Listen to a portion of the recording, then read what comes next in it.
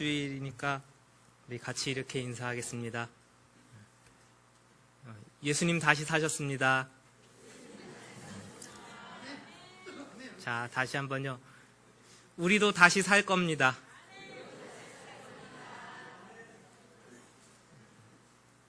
항상 부활절 되면은 그거 비유해드리거든요. 이 꽃이 이쁘세요? 저 뒤에 있는 꽃이 이쁘세요?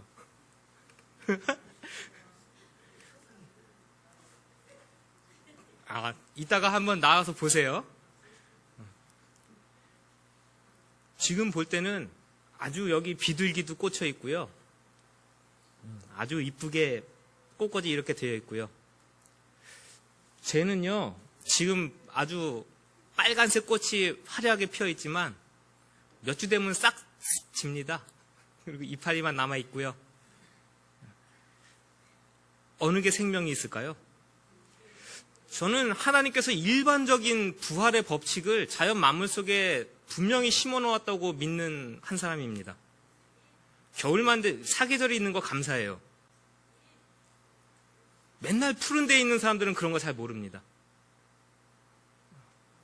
그런데요, 우리같이 겨울이 있어서 꽃도 잎도 다 지는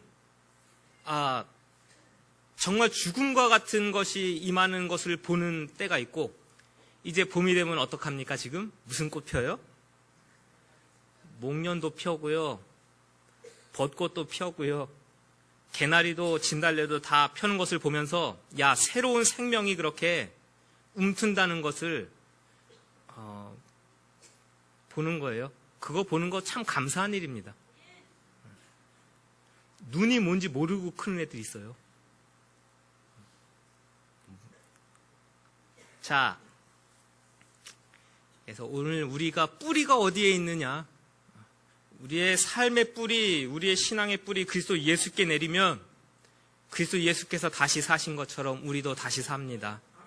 부활의 원리고 다시 삶의 법칙입니다. 얘네는 아무리 아름다워 보여도 뭐가 없기 때문에요? 얘는 지금 뿌리 없어요. 오아시스라는 것에 꽂혀 있어서 단지 거기서 잠깐의 생명만을 얻을 뿐입니다. 그리스도 예수 없이 아무리 뛰어나고 아무리 아름다워도 잠시 아름다울 뿐이고요. 그 뿌리 없음은 금방 드러나고 시든다는 것을 늘 기억하시기 바랍니다. 자, 부활절 때 항상 설교를 길게 준비 안 합니다. 성가대 찬양하시기 때문에 오늘 요한복음 같이 예수님께서 베드로를 찾아가시던 모습을 같이 보겠습니다. 왜 예수님은 부활하신 다음에 제자들을 찾아가셨을까? 예수님이 부활하신 다음에 하신 일이 무엇일까? 라는 것을 쭉 좀 쳐다보게 됩니다. 특히 요한복음에서 예수님께서 부활하신 다음에 제일 먼저 찾아가신 데가 어디로 나오는지 아십니까? 두 여인? 그건 무덤에서고, 그쵸? 그게 1번이 맞겠네? 그 다음에는요? 문을 닫고 무서움에 떨고 있는 제자들 사이에 나타나시고요. 그 다음에는요? 그냥 이렇게 생각하면 될 것 같아요. 저는 부활하신 예수님께서 제자들에게 찾아가시고 교회의 구성원과 공동체에 찾아가셔가지고 제일 먼저 부어주시는 하나님 나라의 교회의 가장 기본 원리들, 그런 것을 알려주시는데요. 자, 따라하십시오. 부활하신 예수님은 평화를 전하신다. 아멘. 너희에게 평화가 있으라. 그래서 예수님을 다시 만난 사람들은 평화를 누리고 평화를 체험하고 평화를 실현하는 공동체입니다. 모든 두려움이 물러가고 모든 깨어진 것이 다시 회복되어지는 그리스도 예수의 부활과 함께 임하는 평화입니다. 작년, 재작년 다 이 설교였어요. 너희에게 평화가 있으라. 다시 따라하십시오. 부활하신 예수님과 만난 공동체는 성령이 충만하다. 아멘. 하나님의 영에 사로잡혀 있는 공동체입니다. 바람을 내쉬면서 뭐라 그러세요? 성령 받으라. 너희가 성령을 받으라. 그게 부활하신 예수님께서 제자들을 만나신 다음에 하신 행동들과 말씀들이에요. 따라하십시오. 부활하신 예수님은 믿으라고 하신다. 도마에게 가가지고 뭐예요? 야, 만져보고 넣어보고 뭐 없는 사람 되지 말아라고요? 믿음 없는 자 되지 말고요. 안 봐도 믿는 큰 믿음의 사람이 되라. 부활하신 예수님이 하나님 나라의 백성들에게 요구하시는 것은 그런 것이에요. 평화를 누리는 공동체, 성령의 충만해서 기도하고 찬송하고 말씀 듣고 믿음으로 하나님께 나아가는 하나님의 온전한 공동체, 그것을 기뻐하시고 원하시고 전하셨습니다. 자, 오늘 읽은 거 한 번만 더 따라 하시죠. 이거 굉장히 중요한 건데 등한시합니다. 저는 이게 결여되는 것은 참 안타까운 일이라고 생각하기 때문에 이 말씀을 오늘 같이 듣습니다. 따라 하십시오. 부활하신 예수님을 만나면 사명이 회복된다. 아멘입니다. 난 아무런 사명 없이 산다. 다시 좀 복귀시켜보면은 아직 부활하신 예수님을 만나지 못했다? 꼭 그렇지 않을 수 있겠지만 돌려 말하면 그런 거 아닙니까? 온전하게 예수님의 부활하심을 체험하고 부활하신 예수님을 나의 구주로 모셨다면 분명히 사명이 회복되어지게 되어 있습니다. 단순히 물고기 잡는 것으로 만족하지 않는다는 얘기예요. 거기에 머물러 있지 않는다는 얘기입니다. 그 이야기를 오늘 같이 읽은 거니까요. 우리 부활주일에 박수치면서 계란 나눠 먹으면서 예수님 부활하셨습니다. 그것으로 만족하지 않았으면 좋겠고요.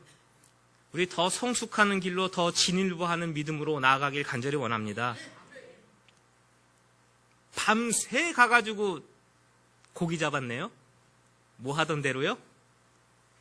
예수님을 모르던 그 시기에 하던 그 일 그대로 다시 가서 물고기를 잡고 있습니다. 잡았을까요? 못 잡았을까요? 왜 이렇게 안 잡혀요? 내가 그동안 스킬이 떨어졌나? 왜 이렇게 안 잡히냐?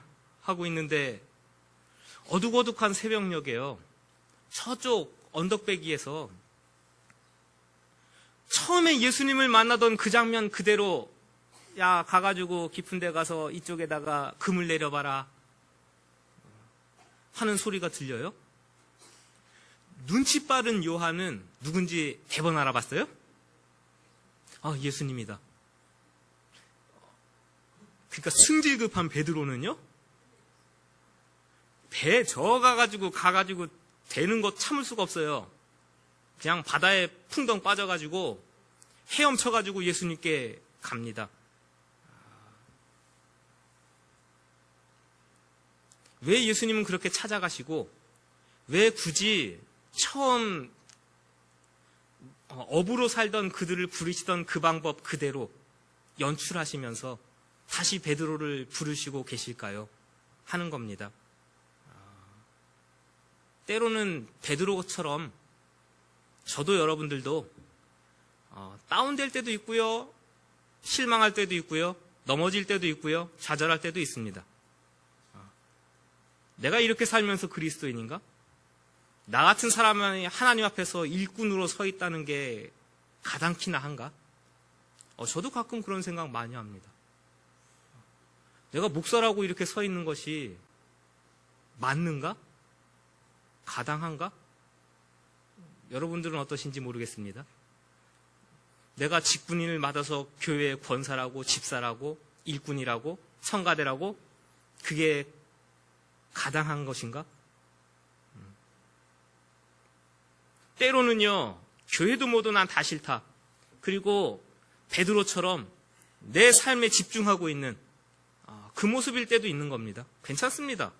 우리가 베드로보다 굉장히 잘난 거 아니고 다 같은 인간이고 다 같은 연약한 그런 모습이라는 얘기예요. 처음에 베드로가 예수님을 만날 때에 예수님의 신적 권능을 인지했습니다. 주여, 저는 죄인이니 나를 떠나소서. 그게 베드로가 예수님을 처음 만날 때의 고백이에요. 그때도 예수님은 베드로를 부르셔가지고 사명 주셨습니다. 네가 죄 있는 거 안다. 그럼에도 불구하고 내가 너에게 사명을 맡기겠다. 나를 따라오너라. 물고기 잡는 것이 아니라 뭐 잡는? 사람 낚는 생명을 살려내는 업으로 내가 너를 쓰겠다.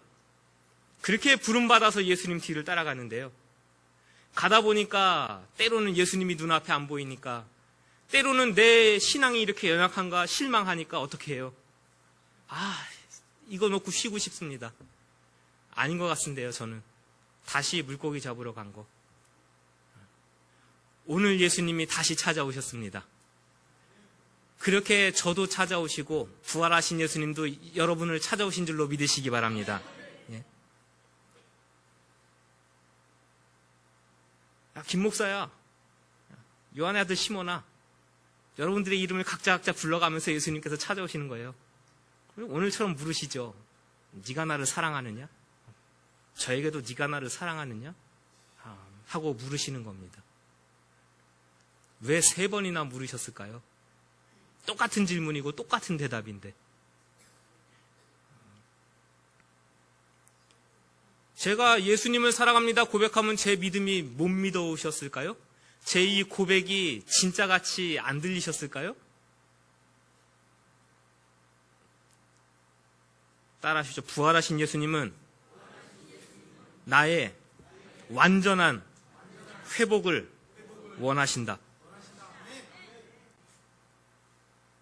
우리 겉으로 깨져 있고 어디 삐어 있고 망가져 있고 이것만 아픈 거 아니고요. 이것만 고장난 거 아니에요.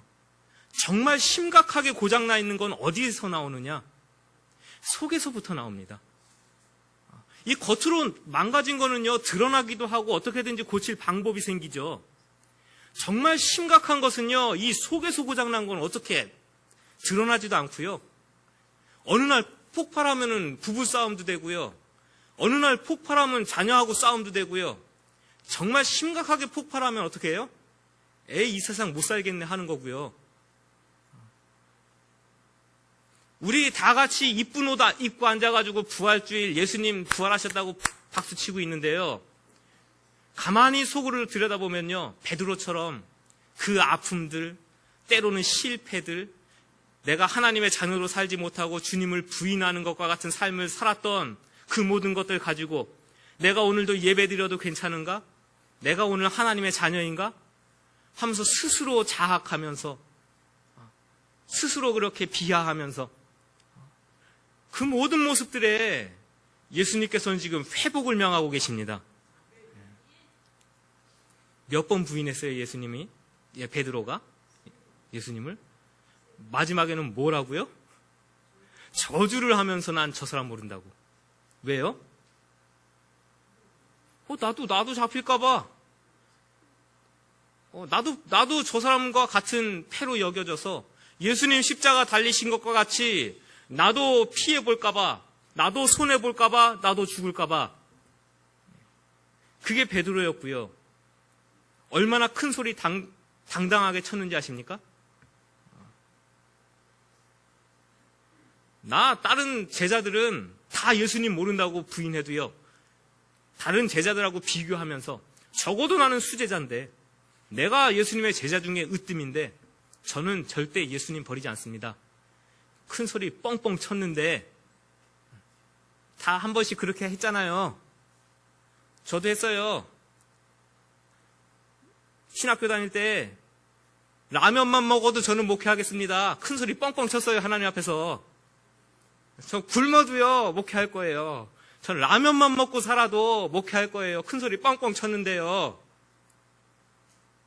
이제 와서 돌아보면요, 뭐 없다고 꿍얼꿍얼 대고요. 라면보다 저 좋은 거 먹고 살면서 다 해요.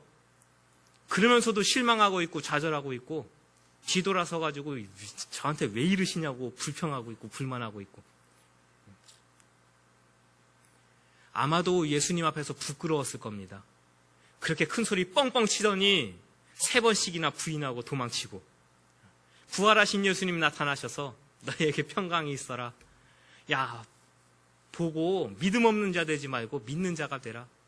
아무리 격려해도요, 그 속에서는 여전히 나 예수님 부끄러워서 못 보겠네 하고, 아휴, 내가 무슨 제자고 내가 무슨 사도냐 하고 물고기 잡고 있는 모습이 베드로의 모습이란 얘기입니다. 따라하십시오. 예수님은 나를 절대로 포기하지 않으신다.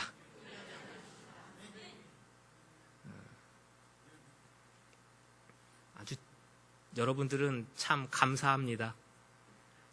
꽉 붙들리셔가지고 절대 하나님께서 여러분들 놓지 않으시고 포기하지 않으실 거예요. 예수님도 집요하세요. 쫓아가가지고요, 똑같이 모닥불 피워놓고요, 어디서 부인했으니까? 모닥불 앞에서 불 쬐다가 불 피워놓고 고개 굽고 계시면서 이리 와 베드로, 앞에 앉아 해놓고요, 똑같이 묻는 거예요. 너 그때 3번 나 모른다고 했지? 네가 나를 사랑하느냐? 한 번은 저 사랑하는데요? 이상하게 또 물으시죠, 2번째. 네가 나를 진짜 사랑하냐? 당연하죠, 사랑해요. 근데 3번째 물을 때는 뒤통수 한 대 얻어맞은 겁니다. 3번째, 네가 진짜 나를 사랑하느냐? 하고 물으시는데 그때는요, 성경에는 그렇게 안 나와 있는데 베드로가 눈물 왈칵 쏟으면서 내가 그렇습니다, 주님을 사랑합니다. 그렇구나.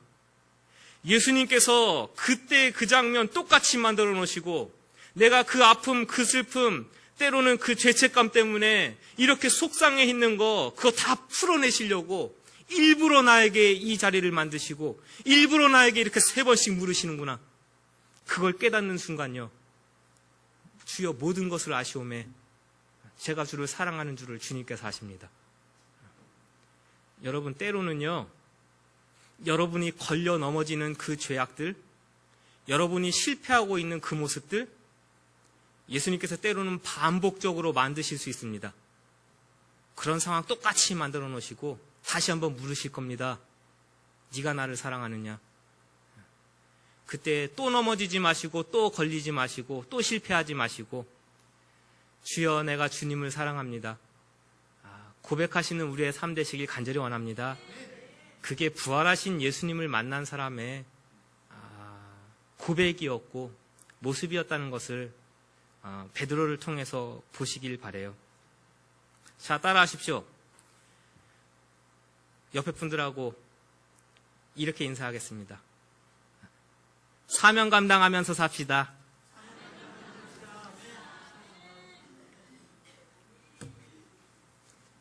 제가 좀 때로는 노골적으로 이야기합니다. 만약 우리의 삶의 목적과 목표가 좋은 직장, 돈 많이 벌어서 좋은 차 타고 다니고 좋은 집 구하고 살고 좋은 거 먹고 입으면서 사는 것이 우리의 삶의 목표이고 목적이고 그것이 다라면 우리가 짐승과 다를 바가 무엇입니까?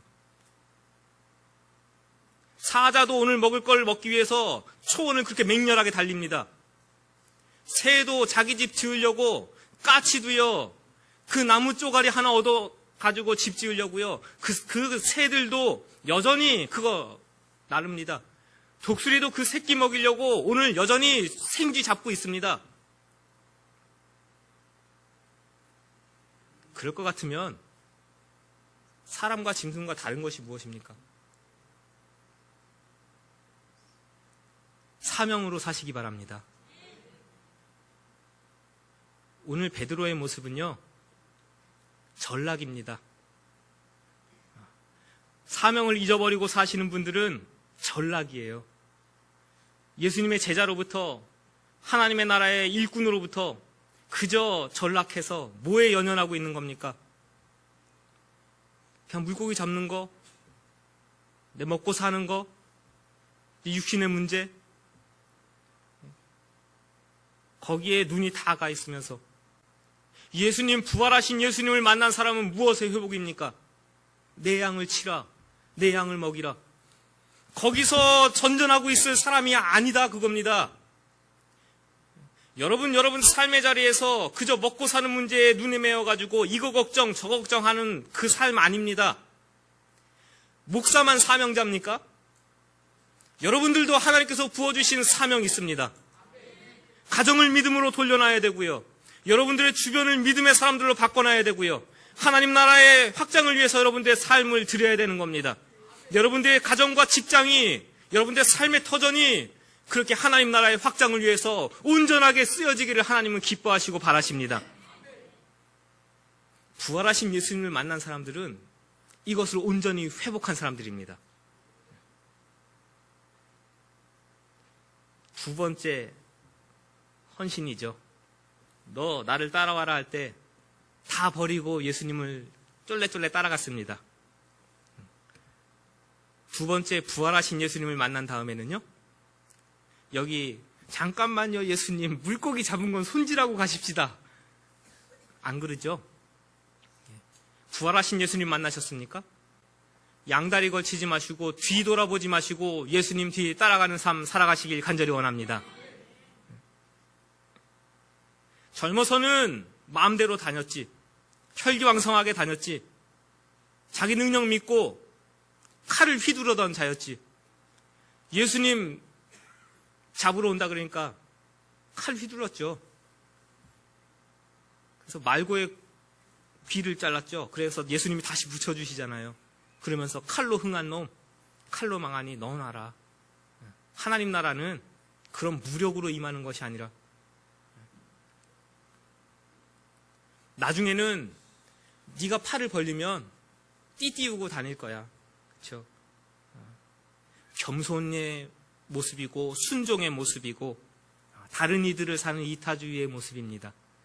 예수님을 만난 사람, 다시 한번 사명을 받은 사람은 그렇게 살아갈 것이라. 부활의 예수님을 만난 사람은 그렇게 살아갈 것이라.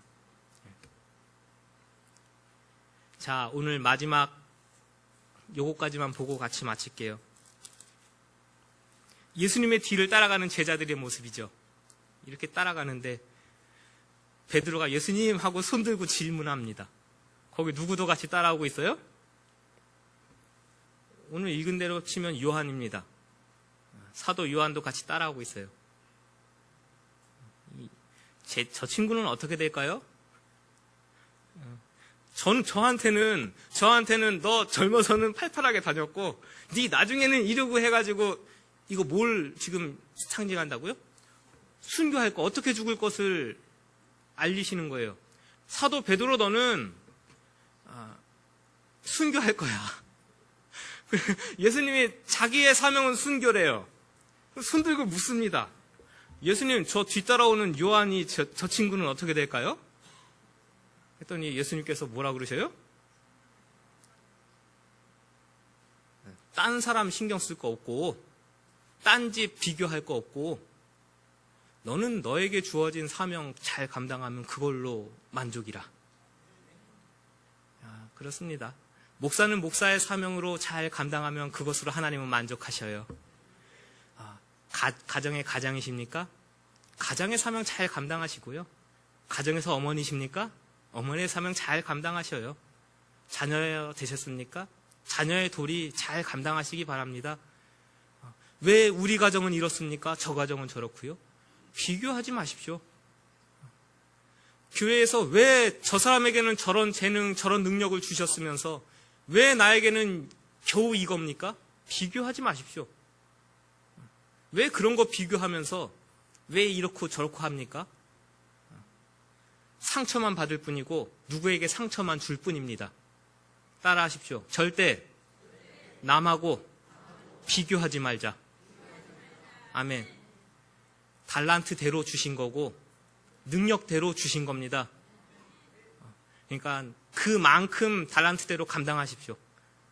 5달란트 받은 자는 그걸 감당할 만하니까 주신 거고 1달란트 받은 자는 그것만큼 감당할 수 있으니까 그만큼 주신 겁니다. 왜 나는 적어요? 왜 나는 많아요? 하면서 싸우면 교회가 교회의 모습이 안 됩니다. 그러니까 절대 비교하시면서 싸우지 마시고 있는 만큼 잘 감당하시기 바랍니다. 우리는 이제 말씀을 마칠게요. 후대에는 전승만이 남아 있습니다. 전승만이 남아 있어요. 베드로가 어떻게 죽었는지, 사도 바울이 어떻게 순교했는지 나오진 않습니다. 상상력을 발휘해가지고 추측을 할 뿐이죠. 로마의 박해가 심할 때에 순교한 것으로 되어 있습니다. 쿠어바디스라는 영화 한 번씩 보십시오. 그 박해가 일어날 때에 영화니까 그것도 하나의 상상력이죠. 교회 공동체가 베드로 사도를 뒤로 빼죠. 도망가십시오 해가지고 뛰쳐 도망 나오는데 앞에서 다가오십니다. 주여 어디로 가십니까? 쿠어바디스 도미네. 예수님이 야 네가 너의 십자가를 지지 않으니 내가 다시 십자가를 지러 로마로 들어간다. 그 말씀에 도망가던 것을 돌려가지고 다시 돌아가서 순교를 하죠. 하나의 상상력이고 하나의 이야기인데요. 부활하신 예수님을 만난 다음에는 죽음을 불사하고 사명 감당했습니다. 부활주일에 이런 무거운 얘기 하시니까 다 침통하신데요. 우리 다 같이 기뻐하고 할렐루야 부활하신 예수님 우리에게 생명 주십니다 박수 치면서 예배 드려야지 우리가 부활주일 분위기인데, 부활하신 예수님이 이렇게 오셔서 저 여러분들에게 다시 사명자로 살라고, 다시 힘내서 일어나라고 그렇게 격려하는 거 같이 듣습니다. 힘을 내시기 바랍니다. 힘내서 우리에게 맡겨주신 자리에서 다시 한번 베드로처럼 일어나서 모든 자리에서 힘내서 일어나서 힘있게 예수님을 따라가는 아름다운 공동체 우리 교회 되길 간절히 원하고요. 여러분들의 가정 되시길 간절히 원하고 삶의 자리 되시길 간절히 원합니다. 이 시간 같이 한번 제가 기도하겠습니다. 우리의 죄를 대속하시고 십자가를 지시고 다시 부활하신 그리스도 예수를 찬양합니다. 무덤 권세를 이기시고 부활하신 예수님께서 제자들을 찾아가십니다. 평화를 명하셨고 성령을 부어주셨으며 믿음을 촉구하셨고 또한 우리에게 사명을 일깨워 주십니다. 우리가 예수님의 부활하시고 나셔서 제자들을 만나시던 그 모습을 잊지 않게 도와주옵소서. 우리가 예수님을 안다고 믿는다고 내가 예수님을 만났다고 말로만 이야기하는 자 되지 않길 간절히 원합니다. 참으로 예수님을 만난 자의 삶이 우리 가운데 일어나길 간절히 원합니다. 그래서 진실하게 예수님의 뒤를 따라가는 우리 교회 공동체, 우리의 가정, 우리 구성원들, 우리의 삶의 자리가 되길 간절히 원하오니 예수님 우리에게 오셔서 다시 한번 내가 나를 사랑하느냐 물어주시고 다시 한번 우리에게 힘과 능력을 부어주셔서 일어나게 하여 주옵소서. 때로는 마음 아픈 것들, 때로는 실망해 있고 좌절해 있고 때로는 낭망해 있던 모든 자리에서 오늘 다시 힘을 얻고 일어나도록 영육간의 강건함을 우리 모두 위에 부어 주시옵소서. 예수님의 이름으로 기도하옵나이다. 아멘.